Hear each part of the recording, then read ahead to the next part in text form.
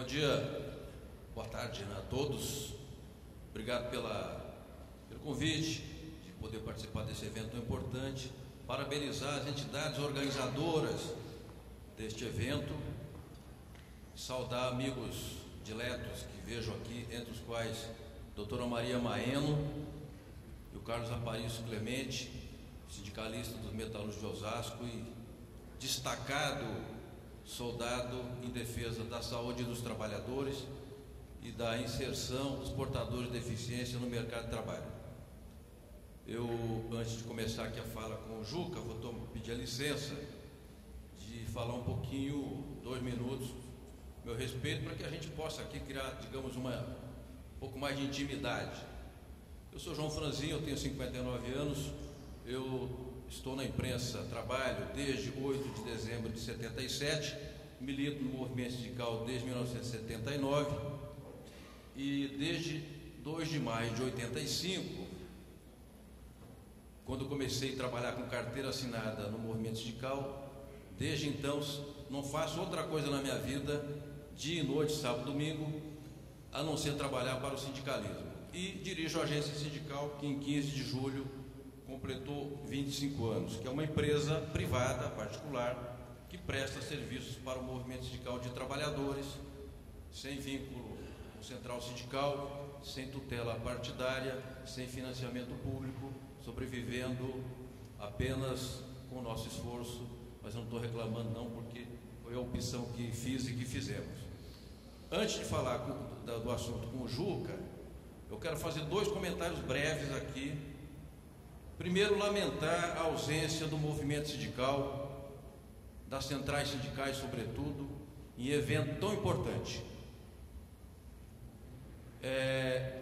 Eu trabalho no movimento sindical, vivo do movimento sindical, mas isso não me impede de exercer a crítica e dizer que, às vezes, atende a um chamamento de um ajudante de ministro em Brasília, pega o avião desesperadamente e sai correndo a Brasília sem ter sequer uma pauta, e quando há um evento dessa magnitude acabo não comparecendo, só para fazer esse registro que é a minha obrigação moral de registrar. Quanto a 2 eventos, a um evento citado aqui, eu queria fazer 2 registros. Quando houve um incêndio na Boate Kiss, lá em Santa Maria, se noticiou sobre a tragédia, os fatos, o drama, evidentemente, e eu perguntei, mas será que não havia trabalhadores dentro da boate? Não trabalhavam garçons, ajudantes, pessoas que faziam limpeza, segurança? Porque a imprensa não noticiou. Então eu tomei a iniciativa de procurar o sindicato da cidade para obter informações, e não consegui obter informações porque o sindicato estava muito, digamos assim, intimidado com o fato. Quando houve o episódio Mariana, eu pensei, eu sou do interior, eu sei que os trabalhadores antigamente moravam perto das fábricas. Quem mora do lado de baixo, de onde houve o aluvião, arrastou tudo? Moram os trabalhadores. Liguei para o sindicato, tentei falar durante vários dias com a entidade de classe e não consegui obter uma nota, uma linha sequer. Passada uma semana, me ligou um advogado, se dizendo de Belo Horizonte, contratado pelo sindicato para tratar daquele assunto, e também não me deu grandes explicações. Um mês depois, entrevistei um dirigente sindical chamado Sebastião Soares, professor em Minas Gerais, e a gente gravou um vídeo com ele, ele disse, foi acidente de trabalho. Havia inúmeras advertências a respeito dos riscos. Então os trabalhadores foram duplamente afetados por aquele acidente. Primeiro, porque ali houve um acidente por descuido com a manutenção e com a segurança. E segundo, os que moravam do lado de baixo eram os trabalhadores ali daquela empresa. De modo que eu só quero fazer esse registro e paro por aqui para entrar no assunto com o Juca que foi. Juca, acabou a Olimpíada, que é um evento enorme, muitos atletas, público, TV, mídia do mundo inteiro, chefes políticos, etc. E eu penso, a gente vê a imprensa, lê o noticiário e acaba não tendo uma ideia de que aquele fato é uma história. As coisas têm um antes, tem um durante e um depois. Então a minha primeira pergunta que eu quero te fazer é: qual é a história dessa Olimpíada no Brasil? Tem até um pequeno vídeo que você gravou e eu até assisti ontem, em que você mais ou menos conta que tem uma história, houve um empenho de governantes brasileiros para que a Olimpíada viesse ao Brasil. E você, inclusive, tinha uma opinião que mais importante era estabelecer uma política esportiva para o Brasil, digamos assim, do que trazer apenas e tão somente uma Olimpíada. Então a primeira pergunta que eu te faço é: qual é a história da Olimpíada do Rio de Janeiro? Muito boa tarde a todos. Foi bom você ter primeiro tocado na necessidade do espírito crítico, fazendo o trabalho que você faz de imprensa junto ao movimento sindical, sem abdicar de criticar o movimento sindical quando a crítica se faz necessária. Então, para deixar muito claro para todos, desde logo, eu fui contra, permaneço contra que o Brasil fizesse uma Olimpíada. Diferentemente da minha postura em relação à Copa do Mundo. Fazia todo sentido que o Brasil, 5 vezes campeão mundial de futebol, chamado de país do futebol, recebesse uma Copa depois de tê-la feita apenas em 1950. Não fazia sentido, como não fez, que fizéssemos uma Copa do Mundo a Alemanha, ou a Japão, ou Coreia. Poderíamos e deveríamos ter feito uma Copa do Mundo à brasileira, uma Copa do Mundo do Brasil no Brasil, sem tantos elefantes brancos como foram construídos, sem 12 sedes por megalomania, quando até a FIFA, essa grande transnacional do crime, falava em 8 sedes. Mas Copa do Mundo de futebol não precisa justificar por que cabe fazer no Brasil. Olimpíada não cabia e não coube, e a razão é muito simples. Nós temos 516 anos de idade e até hoje não sabemos o que queremos ser quando crescer em matéria de esportes. Até hoje nós não fomos capazes de formular uma política de esportes. Até hoje o Ministério dos Esportes foi tratado como arrego político. Nunca se pôs no Ministério do Esporte, exceção feita ao ministro extraordinário do esporte, que foi o Pelé, durante a primeira gestão do Fernando Henrique Cardoso, alguém de fato ligado ao esporte. Sempre foi um arranjo político, ou com o PCdoB, ou mais recentemente com a Igreja.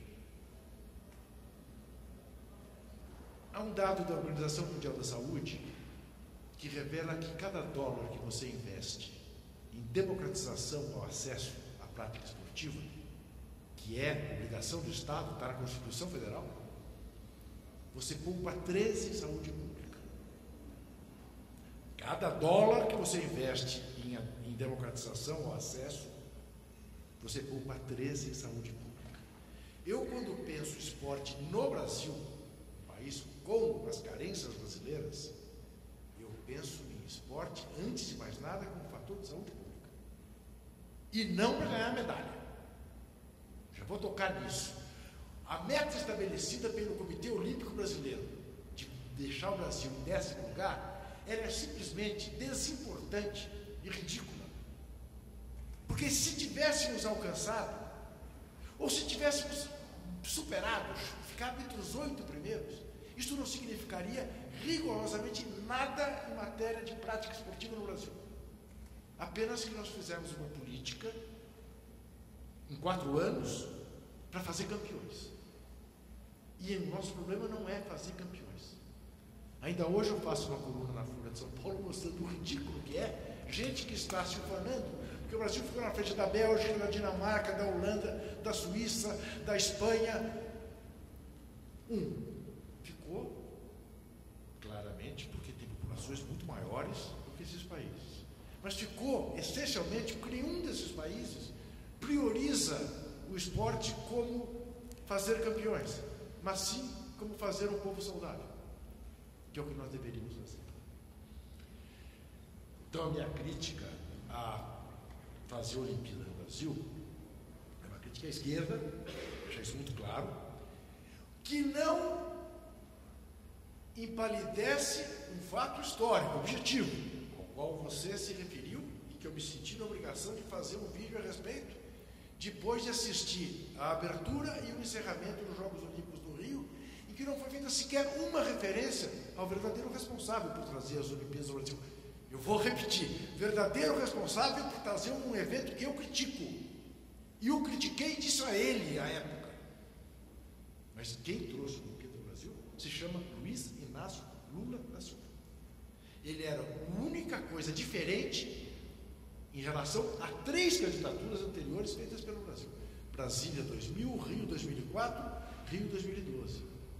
Todas as candidaturas ou no governo Collor/Itamar Franco ou no governo Fernando Henrique.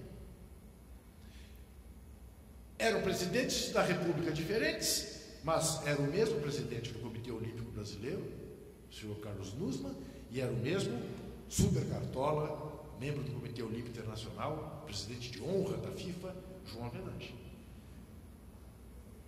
A diferença foi o senhor Lula, que foi a Copenhague, na Dinamarca, no gogó, sendo o único monoglota da reunião, falando em português, convenceu o mundo a votar no Brasil, sendo precedido simplesmente por um discurso do senhor Barack Obama, que foi lá advogar a defesa de Chicago, sua cidade natal. O Lula nem foi falar de Garanhuns, foi falar do Rio. Tá? E foi ele, daquele jeito dele, dizendo que era natural, que era a primeira Olimpíada na América do Sul, que os Estados Unidos, a Itália, não tinham mais nada a mostrar para o mundo, todo mundo conhecia. Nos deu uma chance de mostrar o que é o Brasil. Então, enfim, o projeto do Lula ganhou a Olimpíada. Não havia uma citação sequer na abertura ou no encerramento a quem trouxe a Olimpíada. É profundamente hipócrita, profundamente cínico e profundamente covarde, sendo o momento político em que nós estamos vivendo. Então, essa foi a minha... Eu tenho o mau hábito de me indignar com a mentira, né? Ou com a falsidade ou com a omissão. Então, me senti obrigado a fazer esse depoimento. Agora, como avaliar o que houve no Rio nessas últimas 2 semanas? Eu ia dizer, é controverso, mas não acho que seja tão controverso. É que, infelizmente, em regra, ultimamente no Brasil, um certo tipo de mídia que se associa a esse tipo de evento, que isso tem que estar claro. Infelizmente, no Brasil, grandes corporações midiáticas se associam a esse tipo de evento. E quando você é sócio de alguém, você vai falar mal do seu sócio, você não critica o seu sócio. No Brasil, nós não conseguimos distinguir ainda na mídia a cobertura do fato em si e a avaliação deste fato. Uma coisa é eu ser sócio da CBF e transmitir um jogo de futebol, e durante o jogo, encher a bola do jogo, dizer que o jogo é isso, que o jogo é aquilo. Outra coisa é no jornal posterior ao jogo, eu não fazer a crítica que o jogo ou que as condições de organização do jogo merecem. Nos Estados Unidos da América, essa divisão é muito clara entre a divisão de entretenimento e a do jornalismo. Então, na hora do entretenimento, está lá o narrador que é ex-atleta, o comentarista que é ex-atleta, o repórter que é ex-atleta, e enche a bola do evento. No Jornal Nacional deles, o repórter vai dizer que a cerveja estava quente, que o hambúrguer estava frio, que o gramado não era o ideal, que houve congestionamento de trânsito para chegar no estado. Vai fazer uma matéria jornalística. E se tiver que elogiar, elogia. Foi tudo perfeito. Muito bem. Nós, para combater esse tipo de empresa, para combater em tese o chamado complexo de vira-latas do velho Nelson Rodrigues, adquirimos o que eu tenho chamado de uma certa síndrome da cadela no cio. E demonstramos toda a nossa complacência. Toda. Então, é o seguinte, para resumir minha posição. Do mesmo jeito que quem veio de fora para a Copa do Mundo, adorou a Copa do Mundo. Quem veio de fora para a Olimpíada no Rio, gostou do que viu. Uma, que o Rio é uma cidade linda, indiscutivelmente. Duas, que tinha segurança em cada esquina, Força Nacional, todo mundo de fuzil. Três, que os jogos aconteceram. Infelizmente, faz muitos anos, mais de 40, que eu não vou para um evento esportivo como torcedor, né? Vou sempre trabalhar. Mas eu me imagino como torcedor. Teve o jogo de basquete? Teve a prova de natação? Teve. O Bolt emocionou todo mundo no Engenhão, emocionou. O futebol brasileiro ganhou a primeira medalha de ouro da sua história olímpica, ganhou. Ainda no dia do fecho, não teve uma vitória extraordinária do voleibol masculino que ninguém imaginava que pudesse ganhar, ganhou. A festa de abertura não foi linda? Foi comovente, emocionante. A de fechamento, apesar de um vendaval no Rio também. Vila Lobos, Pixinguinha, Cartola. Quando começou a tocar as baquianas de Vila Lobos, nos melhores momentos no telão das Olimpíadas, lá no Maracanã, se eu tivesse no ar fazendo televisão, tinha que pedir para desligar o microfone, porque não dava para não chorar. Isso é uma coisa. Uma constatação. Outra coisa é, por exemplo, cometer a covardia de comparar com Londres, 4 anos atrás, onde a mobilidade urbana foi muito melhor, onde a comida foi muito melhor, onde a Vila Olímpica não era da aridez que é lá na Barra, no Rio de Janeiro, tinha uma árvore,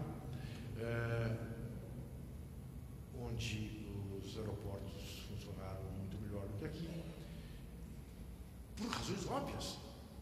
Não podemos comparar a Inglaterra com o Brasil, o estágio de desenvolvimento de um e de outro. E o nosso problema é esse, de certa maneira, porque para mim esse é o pior problema do complexo de vira-latas. É que, ou nós damos uma dimensão supervalorizada à opinião do estrangeiro, se ele gostou, tá bom, e se ele gostou, tá bom, uma pinóia, não é assim, porque somos nós que pagamos a conta. Ou, se criticar o Brasil é ter sentimento de inferioridade. E eu acho que se nós não criticarmos o lugar, eu digo isso sempre, eu só sou jornalista porque, ingenuamente, aos 66 anos de idade, avô de 2 netas, eu ainda acredito que é possível melhorar a esquina da rua em que eu moro, a cidade em que eu vivo, o país em que eu nasci, com o perdão da pretensão, fazer um mundo melhor. E isto você faz com espírito crítico, para elogiar teus publicitários. Ótimo, palma para eles, ganhe a sua vida honestamente. Mas o nosso papel, o papel do jornalista, é pôr o dedo na ferida. É aquilo que o Milor Fernandes dizia: jornalismo em oposição, o resto é armazéns secos e molhados. E para pensar o país que nós queremos, nós temos que ter essa visão. Agora virão os problemas. O que era cor de rosa vai começar a ficar vermelho.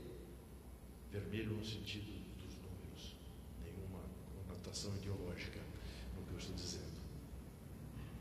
Porque vão aparecer os casos de superfaturamento, vão aparecer os casos de medidas emergenciais sem licitação, o TCU já está dizendo que houve muito pouca transparência na realização dos jogos, e vão aparecer os elefantes brancos.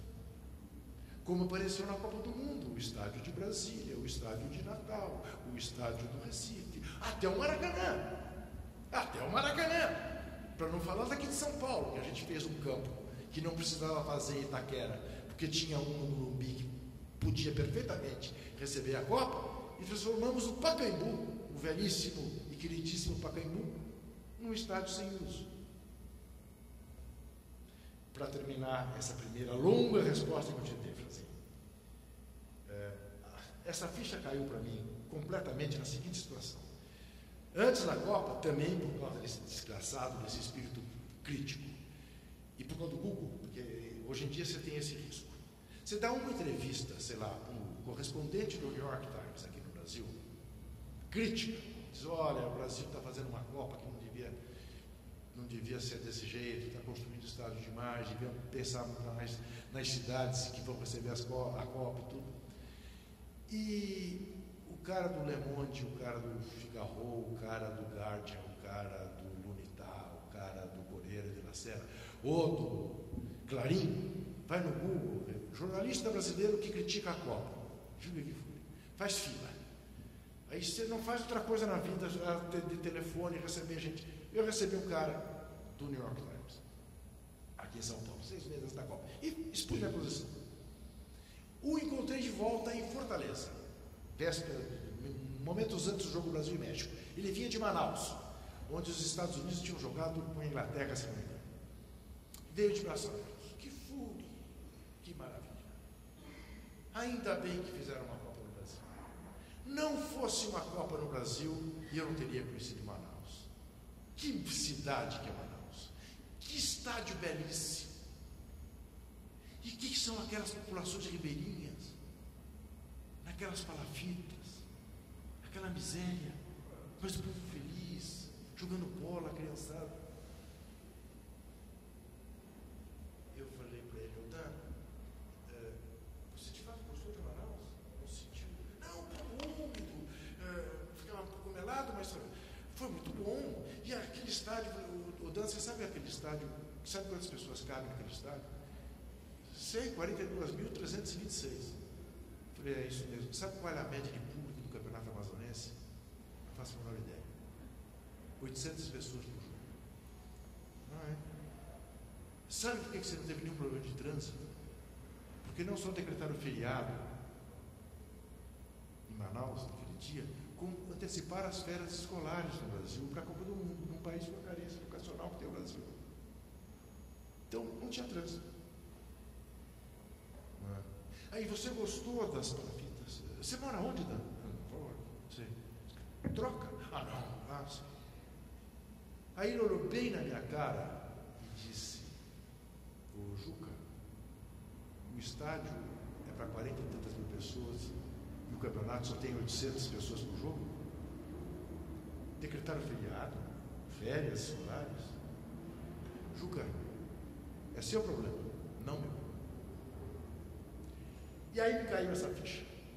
O mundo veio para cá, esse país é lindo, o povo brasileiro é mais caloroso. Nesse aspecto, sem dúvida, o Carioca recebeu as Olimpíadas muito melhor que Londres, que o Londrino. Isso, 10-0 para o Carioca. O tal do Boulevard Olímpico é um negócio assim comovente, né? Que foi uma maneira de democratizar o acesso à Olimpíada, porque a Olimpíada é para nós, para a elite branca, não é para o povão que não tem dinheiro para pagar ingresso. Eles vieram, moraram, passaram aqui 40 dias e foram embora. É nosso problema, agora resolvamos. Ora, assim, até eu que sou mais bobo, topo. É isso. Mega eventos esportivos são, em regra, muito bons para a organização esportiva que os organiza e para as empreiteiras que fazem as obras. Claro que no caso do Rio de Janeiro, na crise brasileira, houve um aspecto do ponto de vista do trabalhador interessante. Houve uma taxa de emprego no Rio maior que em todas as outras cidades brasileiras. Mas houve também um outro aspecto que a nossa mídia não cobriu. Desalojamentos mano-militar, marcando casa como se fosse o gueto de Varsóvia. Isso no governo popular. É inadmissível. Da mesma maneira que para a esmagadora maioria das pessoas que moram no Rio, essa Olimpíada é inesquecível do ponto de vista da experiência humana que tiveram, é inesquecível para aquelas famílias que foram tiradas das suas casas e mandadas a 40, 50 quilômetros dos locais em que viviam. Negativamente inesquecível. É um pesadelo na vida e será até o fim dos dias dessa gente ter sido desalojada como foi. Eu disse isso numa entrevista ao prefeito Eduardo Paes, na SPN Brasil. Ele reconheceu que havia um exagero, prometeu mudar, não mudou e agora está aí tentando faturar a benevolência com que está sendo tratado o saldo olímpico. Então, eu sei que parece paradoxal, né? Mas só parece paradoxal. As coisas são assim como você disse. Tem um lado A, tem um lado B, e o nosso papel é expor os dois lados. É isso. Desculpa a resposta tão longa. Tudo bem, eu fiz aqui um pequeno roteiro, né, porque isso organiza a minha cabeça e acho que torna a fala também mais centrada, porque o assunto digamos, gigantesco, né, quando fala de Olimpíada, todos os interesses envolvidos, entes envolvidos, entidades internacionais, mídia, etc. A fala do Juca, né, é protocolar, você titula, né, o painel. Então, eu esqueci de dizer que, aliás, é dispensável dizer, mas o nome é Um Olhar Particular, e vocês estão vendo aqui um olhar particularíssimo e crítico e abrangente e complexo a respeito das Olimpíadas. Eu queria, Juca Kfouri, abordar alguns aspectos que têm, digamos, mais genéricos e mais específicos da Olimpíada. Primeiro, nós tivemos um forte movimento Não Vai Ter Copa no Brasil. Eu não vi movimento Não Vai Ter Olimpíada. O Não Vai Ter Copa, eu estava um dia na Radial Leste, com a minha mulher indo para Guarulhos, paramos para abastecer num posto Ipiranga. E havia lá cerca de 30 pessoas, a rapaziada, fazendo um movimento, como se fossem soldados. Eu servi exército, fui da infantaria e sei que a continência, ela é um rito dentro das Forças Armadas, ela tem uma finalidade específica, dentro da chamada hierarquia e também uma forma de cumprimento entre quem compõe ali a corporação militar. Então eu queria saber se você entende que bater continência é apenas uma bobagem midiática, é um ato simbólico, ou se tem relação com esse endireitamento que está havendo em setores da sociedade brasileira. Também gostaria de focar questões das condições de trabalho. Quando das grandes obras, das grandes usinas, em que se envolveu muita construção pesada, o movimento sindical, e aí há que se elogiar o movimento sindical, fez um esforço enorme para assinar protocolos com o governo brasileiro e com as empreiteiras para garantir aquilo que a gente chama de trabalho decente, ou seja, registro em carteira, uma jornada minimamente suportável, alojamentos que não fossem campos de concentração e coisas do tipo que nós tivemos, talvez até por pressão das entidades que são mais organizadas, têm um poder político maior, nós conseguimos firmar acordos. Eu conversei com o presidente da Contrato, que é a Confederação Nacional dos Trabalhadores de Turismo e Hospitalidade, o Moacir Teschi, e ele me informou que eles conseguiram, na área de turismo, firmar alguns protocolos também para garantir a qualidade do emprego daqueles trabalhadores, ainda que dos temporários. Piso, jornada de trabalho, vale-refeição e coisas do tipo. Então, eu queria também focar isso com o Juca, da questão dos trabalhadores, das condições de trabalho. Porque se houve problema no alojamento dos atletas, que era um espaço, digamos, midiático, onde a imprensa ia falar, etc., lá com o pessoal da Austrália, eu queria saber como é que eram as condições de alojamento dos trabalhadores que ou construíram a obra, ou faziam a manutenção diária, ou faziam atendimento aí a turistas, atletas, etc. E também como mercado de trabalho. Você citou o esporte, fez uma relação muito correta entre esporte e saúde, entre o que se gasta, o que se investe no esporte, o que se economizaria na outra ponta de saúde. Então eu queria perguntar ao Juca Kfouri o que a Olimpíada nos deixa de legado para o mercado de trabalho. Formou, melhora o padrão das equipes técnicas que assessoram um boxeador, um remador, um time de voleibol, de futebol. Isso melhora o padrão da medicina esportiva brasileira, de todo o corpo técnico que ali atua e, enfim, de toda a rede de trabalhadores que trabalham antes e durante as Olimpíadas. É impossível dar uma resposta curta, né? Diante de tantas perguntas. Vou tentar lembrar e você me chama atenção caso eu esqueça de algum aspecto. Primeiro, lembrar você o seguinte: não é surpreendente que estivesse no posto que você foi uma equipe da TV russa. É muito curioso a gente observar que a FIFA escolheu para as últimas Copas, a África do Sul, o Brasil, a Rússia e o Catar. O que esses 4 países têm em comum? Democracias recentes. No Catar nem dá para dizer que seja uma democracia. E na Rússia, vamos combinar, ali o jogo é pesado. Mas África do Sul e Brasil, certamente. Né? Países de democracias recentes, países de pouca fiscalização de opinião pública, exatamente em função da democracia ser recente, e países muito marcados pela corrupção. Na África do Sul foi uma festa das empreiteiras, igual aqui no Brasil. Na Rússia será ainda maior. No Catar não se fala. Você que tem o olhar mais para a questão do mundo do trabalho sabe o que tem acontecido no Catar em termos de trabalho escravo, de mortes na construção da cidade que eles estão fazendo lá. Então, esse é o primeiro aspecto. Segundo aspecto,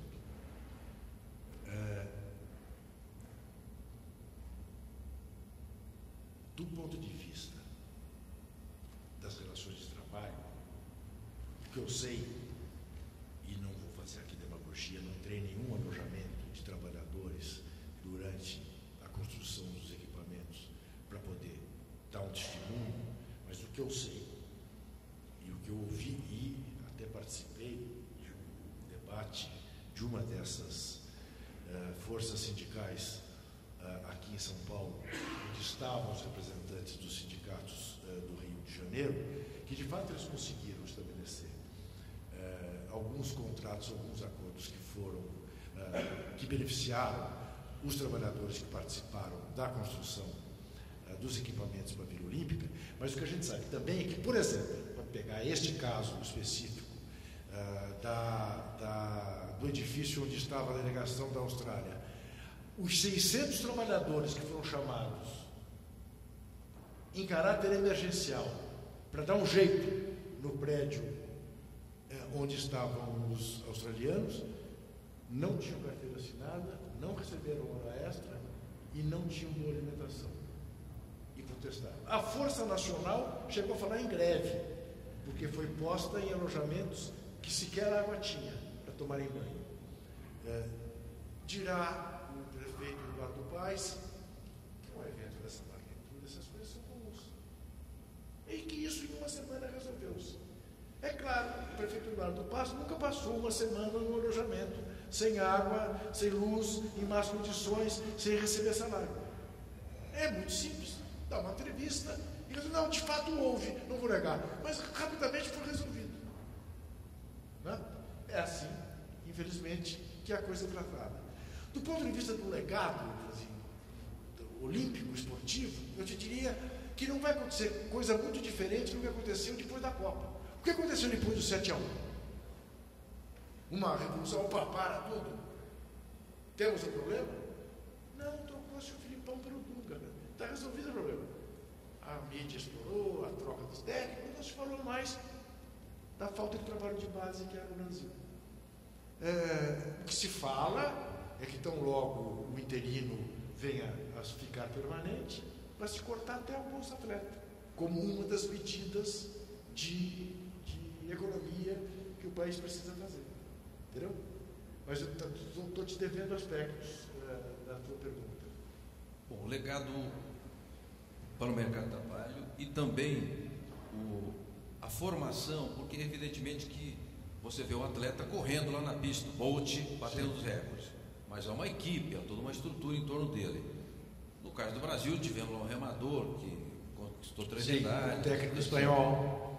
Bom, esse tipo de evento, ele enseja uma formação profissional? Deveria ensejar. Ele cria uma perspectiva de mercado de trabalho? É exatamente isso que eu disse na minha abertura. Não disse com essa clareza, vou ser mais explícito. Uma Olimpíada, em regra, deve coroar um processo de uma política esportiva. Implantada uma política esportiva, pondo o país para se mexer. E quando eu digo pondo o país para se mexer, eu estou falando em criança na escola, eu estou falando em terceira idade, estou falando em deficiente físico, estou falando em fazer o país se mexer, estou falando em pular amarelinha, em dançar, não necessariamente em jogar futebol, vôlei, futebol de salão, nadar ou fazer canoagem, mas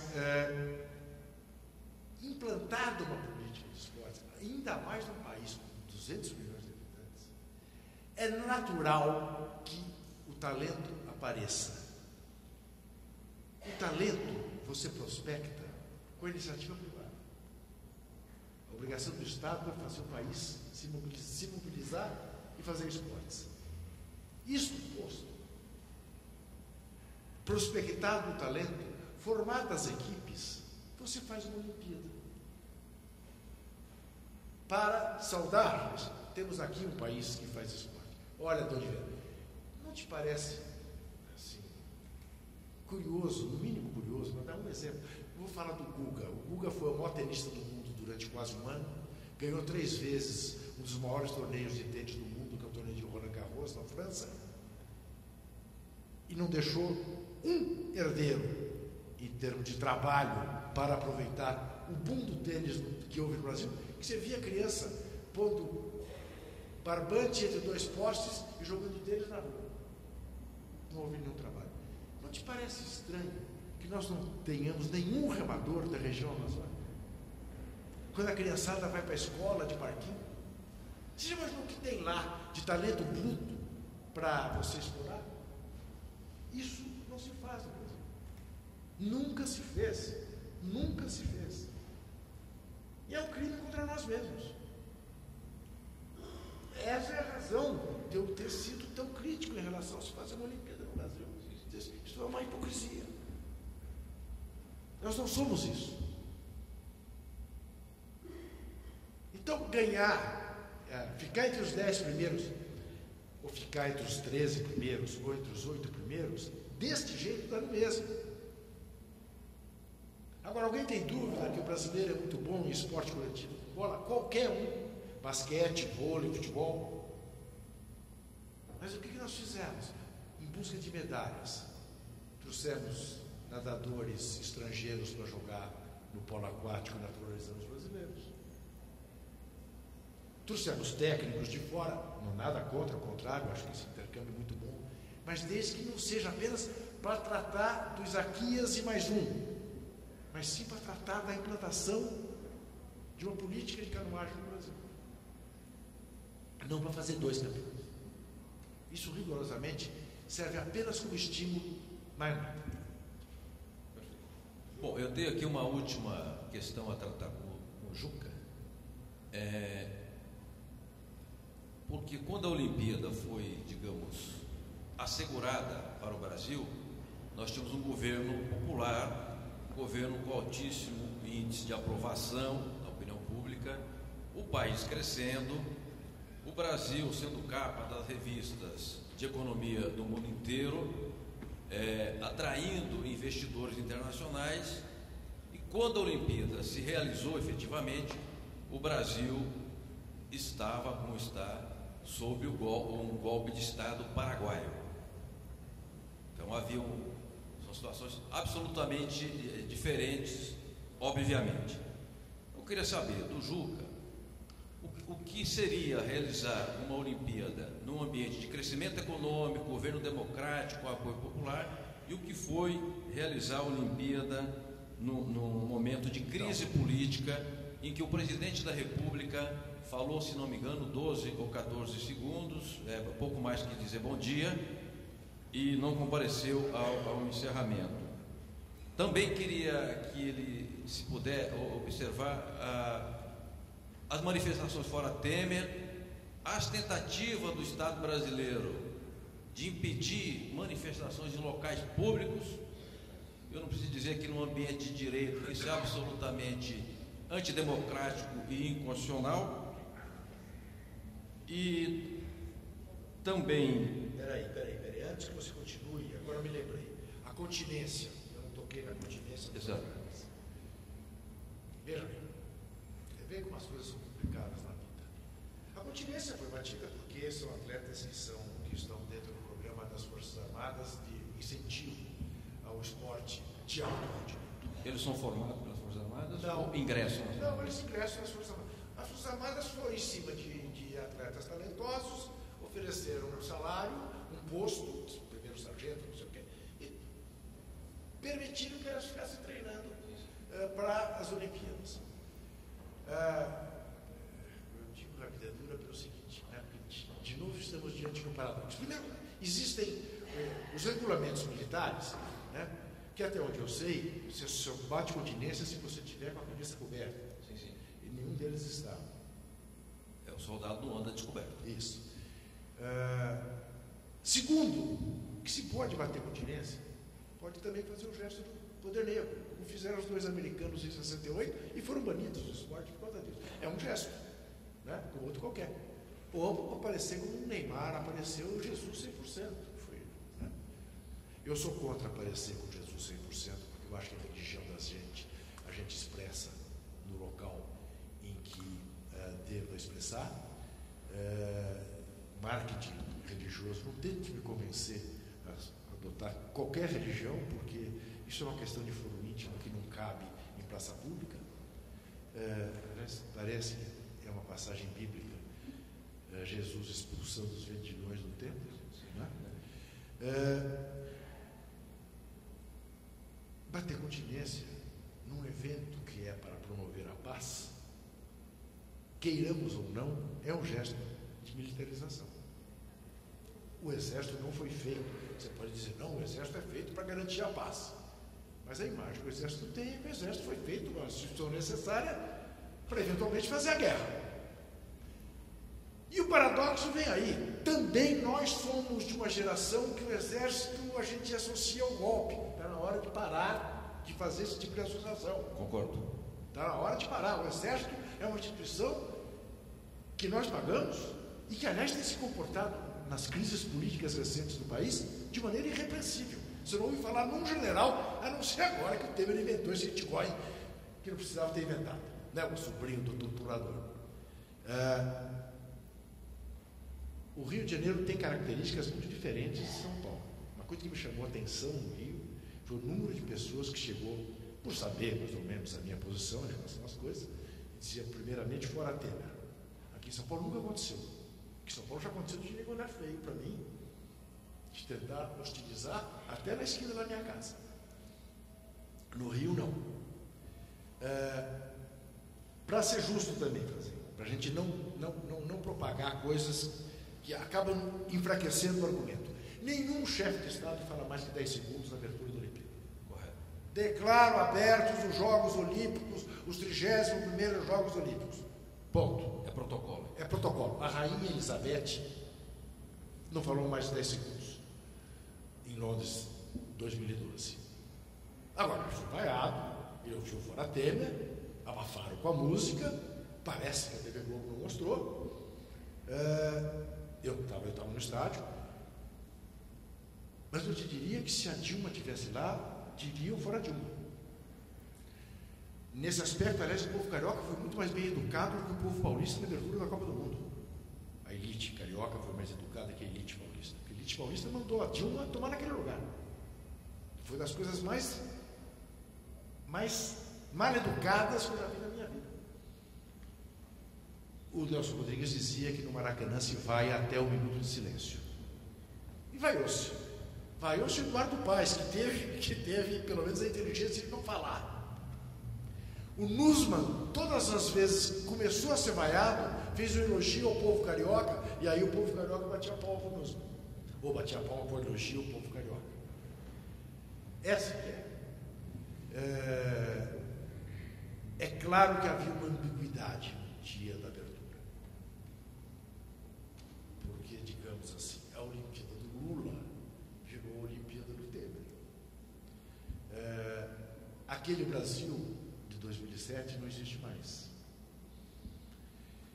Eu não me jacto disso, mas se você fizer uma consulta à coleção da Folha, você verá que na semana em que o Brasil foi escolhido, eu fiz a devida justiça ao fato de que o governo Lula tinha sido essencial para trazer para o Brasil os 2 maiores eventos do mundo. Não são apenas os 2 maiores eventos esportivos do mundo, São os dois eventos de maior mobilização midiática do mundo, Copa e Olimpíada, que corriam o risco de virarem 2 tiros pela culatra. Claro que eu não imaginava que fôssemos estar à beira de um novo golpe midiático, político, judicial. Não esperava. Um golpe paraguaio, como você se referiu. Disso não esperava. Nem esperava que estivéssemos vivendo uma crise econômica. Eu temia os elefantes brancos. Eu temia o superfaturamento. Porque via que tanto a Copa como a Olimpíada seriam feitos pelas mesmas pessoas que hoje estão aí. Quer dizer, também aí parou de ser questão de opinião.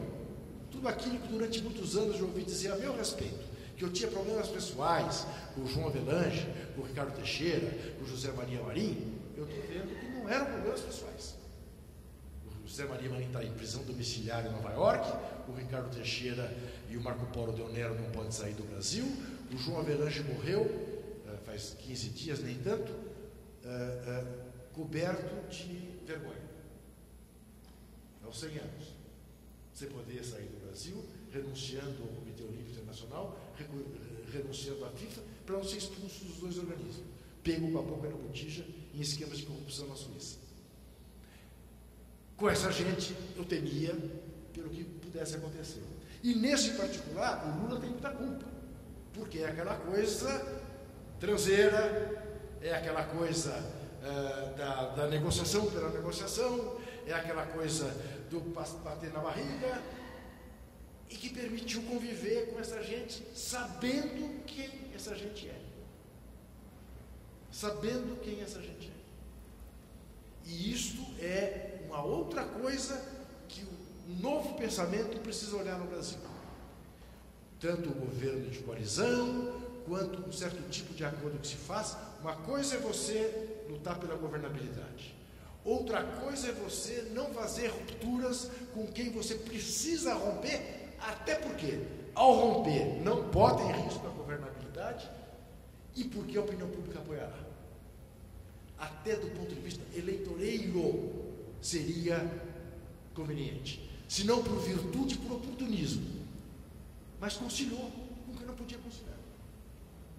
O resultado está aí.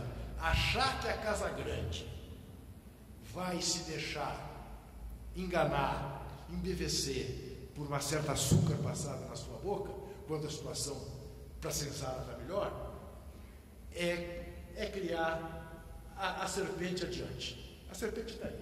Trouxeram até a ponta da mesa placidamente.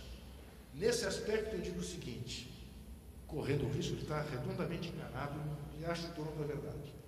E eu era muito menino, tinha 14 anos quando vi o golpe de 64, mas ouvi meu pai dizendo para minha mãe, ao ouvir o primeiro discurso do Castelo Branco, isso vai durar no mínimo 20 anos.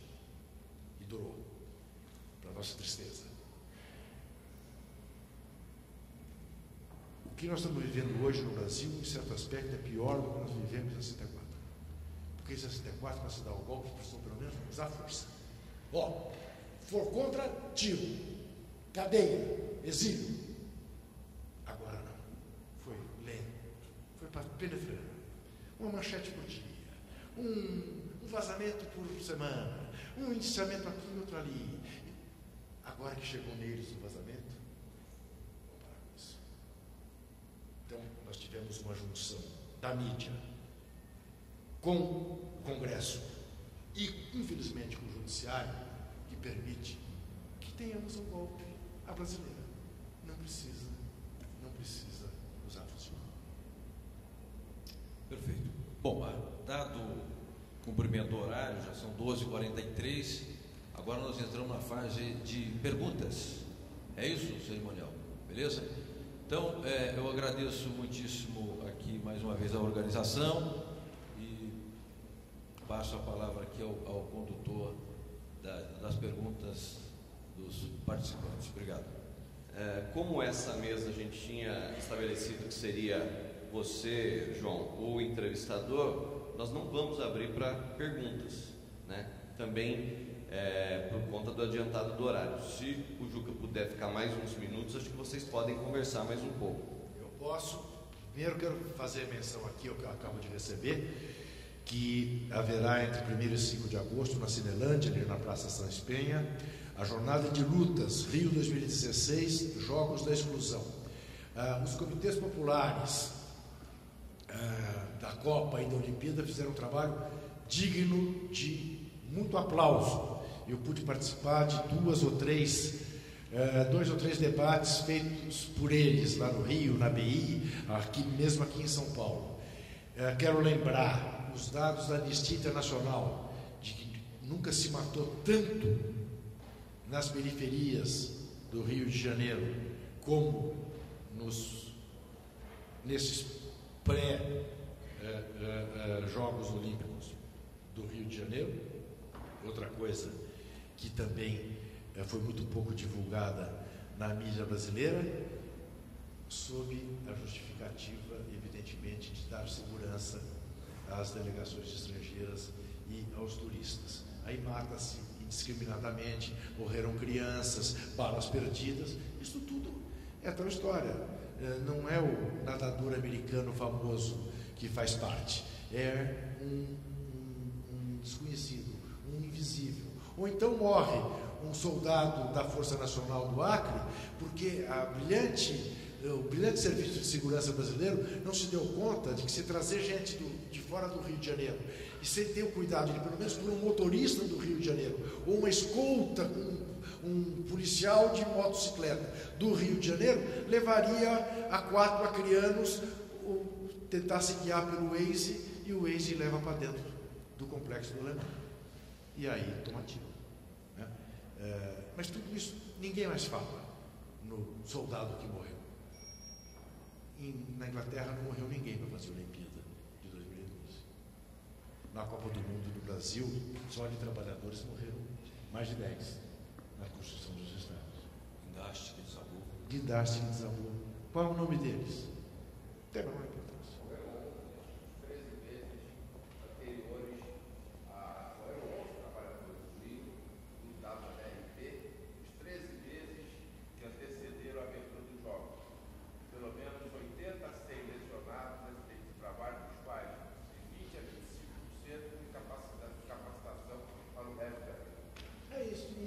Cadê? Né? Tem que ser um especialista, tem que ser um pesquisador da área, tem que ser alguém muito preocupado. Isso que não faz sentido, que a gente não conheça, que não seja divulgado, que não seja discutido. Como se fizesse parte, é natural que seja assim num mega evento. Não é natural que seja assim num mega evento.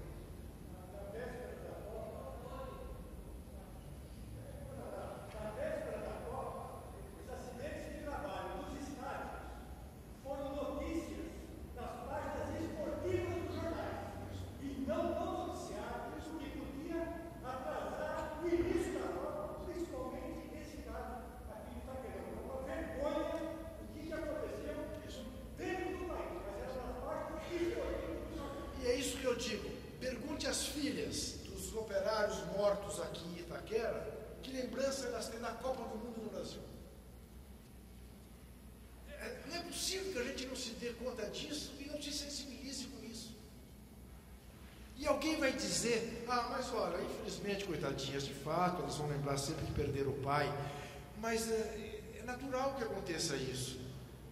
Não é natural que aconteça isso. Há como não acontecer isso, desde que haja respeito ao trabalhador, desde que haja respeito à cidadania. É isso que eu chamo do hino incomplacente do brasileiro, do país. Não é possível, não é possível que isso se restrinja a esse tipo de forma. E isto não é sinal de mau humor, isto não é sinal de vira-latice, isso não é sinal de estar brigado com a vida. Eu não só não estou brigado com a vida, como gosto muito da minha vida, e mais ainda das minhas netas, com quem eu quero viver anos, mas quero ajudar a entregar para elas um país melhor do que esse que nós vivemos. E não vai ser encobrindo as coisas que nós vamos viver num país melhor. E infelizmente a nossa mídia não tem feito este papel. Eu estou dentro dela. Eu trabalho na Rádio CBN, das organizações Globo. É duro. nós vamos para o encerramento. Eu queria tomar a liberdade aqui de dar uma informação e fazer um convite, já que o evento aqui fala de esportes. Um jornalista chamado Rodolfo Lucena criou um grupo chamado Corredores pela Legalidade contra o Golpe. No dia 14 de agosto, nós, a cidadania investida de sua própria autoridade, nós fizemos uma caminhada pelo elevado João Goulart para inaugurar aquilo que a prefeitura não inaugurou. Até a doutora Maria Maeno estava lá, agradeço a sua presença. E os corredores correram lá pelo Jango e pela democracia. E domingo de manhã eles vão correr contra o golpe na Avenida Paulista. Então fica aqui às 10 da manhã o convite a todos. Eu quero ver se estarei lá. Por fim, para dar uma informação, quando caiu o guindaste lá em Itaquera, o delegado de trabalho era o Medeiros, Luiz Antônio Medeiros. E o Medeiros, do meu modo de entender, naquilo que lhe cabia, ele correu atrás. E nós, na agência sindical, procuramos o tal laudo do IPT. Então, se alguém tiver notícia desse laudo, por favor, passe para a gente, que até hoje nós não tivemos acesso a ele. Obrigado.